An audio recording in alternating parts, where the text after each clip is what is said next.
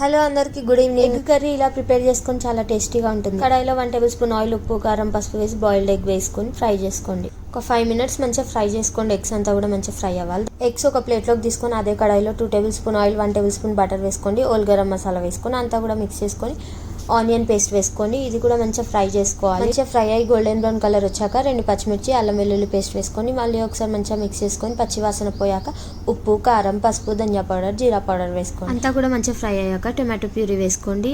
మంచిగా మిక్స్ చేసుకొని లో ఫ్లేమ్లోనే ఆయిల్ పైకి తేలేంత వరకు కూడా కుక్ చేసుకోండి. 2-3 టేబుల్ స్పూన్ కాజు, 1 టేబుల్ స్పూన్ గసాలు పేస్ట్ చేసుకొని అది కూడా వేసుకొని అంతా కూడా బాగా మిక్స్ చేసుకొని మళ్ళీ ఆయిల్ పైకి తేలేంత వరకు కూడా కుక్ చేసుకోవాలి. కొంచెం వాటర్ యాడ్ చేసుకొని మీ గ్రేవీ కన్సిస్టెన్సీని బట్టి ఒక 5 మినిట్స్ తర్వాత మనం ఫ్రై చేసి పెట్టుకున్న ఎగ్స్ వేసుకోండి. మంచిగా మిక్స్ చేసుకోండి. ఒక 2 మినిట్స్ కుక్ చేసుకున్నాక దీంట్లో లాస్ట్లో 1 టేబుల్ స్పూన్ కస్తూరి మేతి వేసుకోండి. కొంచెం గరం మసాలా, కొత్తిమీర, ఫ్రెష్ క్రీమ్ ఉంటే అది ఒక 2 టేబుల్ స్పూన్ వేసుకోండి. నా దగ్గర లేదు. అంతా కూడా ఒకసారి మంచిగా మిక్స్ చేసుకొని అంతే వేడివేడిగా సర్వ్ చేసుకోండి. మన ఎగ్ కర్రీ రెడీ. రైస్, రోటీ దేంట్లోకైనా అద్దరిపోతుంది, అంత బాగుంటుంది. Please like, share and subscribe my channel. Thanks for